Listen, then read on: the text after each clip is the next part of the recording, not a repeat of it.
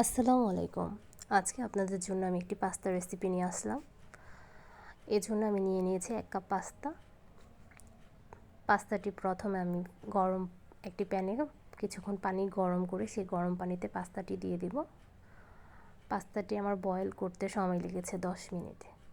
10 minute পর আমি পাস্তাটি ছেঁকে ঠান্ডা পানি দিয়ে ঠান্ডা করে নিব, যাতে বেশি পরিমাণ বয়েল না হয়ে নরম না হয়ে যায় পাস্তাটি।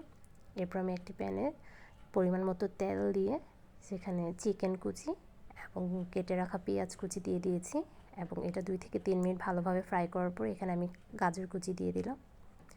গাজর কুচি দেওয়ার পরে আবার 1 মিনিটের মতো আবার ফ্রাই করলাম সব কিছু।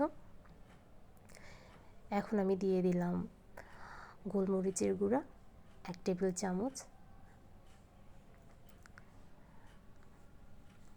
তারপরে আবার আমি এখানে পরিমাণ মতো লবণ দিয়ে দিলাম। আমি আগে থেকে একটি সস তৈরি করে রেখেছিলাম, pasta sauce, tomato sauce, soya sauce, oyster sauce, chilli sauce সব কিছু একসাথে মিশিয়ে রেখেছিলাম, ওইটা আমি আবার দিয়ে দিলাম। ওইটা দেওয়ার পর এখানে আমি আবার 1.5 থেকে 2 মিনিটের পর ভালো করে রান্না করলাম। তেলটা যতক্ষণ না উঠে এসেছে ওই পর্যন্ত সময় নিয়ে আমি এটাকে রান্না করলাম। তারপর এখানে আমি চিলি ফ্লেক্স দিয়ে দিলাম, সাথে আর একটু গোলমরিচ অ্যাড করলাম। এরপরে বয়েল করে রাখা পাস্তাটা দিয়ে আমি ভালোভাবে মিক্স করে নিলাম। আপনারা চাইলে এখানে আপনাদের পছন্দ মতো যে কোনো সবজি অ্যাড করতে পারেন, ওইটা আপনাদের পছন্দের উপর ডিপেন্ড করবে। এরপর এখানে আমি 2টি কাঁচামরিচ ফালি করে দিয়ে দিলাম এবং পাস্তার প্যাকেটের সাথে যে একটি মশলার প্যাকেট ছিল ওই মশলাটা আমি এখানে অ্যাড করে দিলাম। এরপর আবার খুব ভালোভাবে মিক্স করলাম সব কিছু। পুরো প্রসেসটাই আমার চুলার হিটটা ছিল মিডিয়াম। পাস্তাটা রেডি হয়ে গেলে আমি আরেকটা প্যানে 1 চামচ বাটার, এটা পুরোই অপশনাল, আপনারা চাইলে এটা করতেও পারেন, লাস্টের প্রসেসটা করতে পারেন, নাও করতে পারেন। 1 চা চামচ বাটার আমি 1 টেবিল চামচ বাটার এরকম ভালো করে কড়াইতে দিয়ে একটু পুড়ে নিলাম, যাতে একটা স্মোকি ফ্লেভার আসে।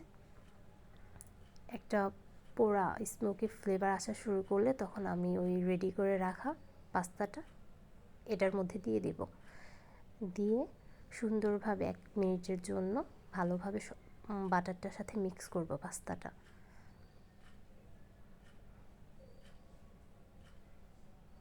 তাহলে পাস্তার টেস্টটা পুরোই একটা ভিন্ন একটা পাস্তার টেস্ট পাবেন আপনারা। এরকমভাবে মিক্স করার পরে তারপরে আমি একটা প্লেটে সুন্দর করে সার্ভ করে নিব। অবশ্যই বাসায় ট্রাই করবেন। ভিডিওটি দেখার জন্য ধন্যবাদ। ভালো লাগলে অবশ্যই লাইক কমেন্ট করবেন। আসসালামু আলাইকুম।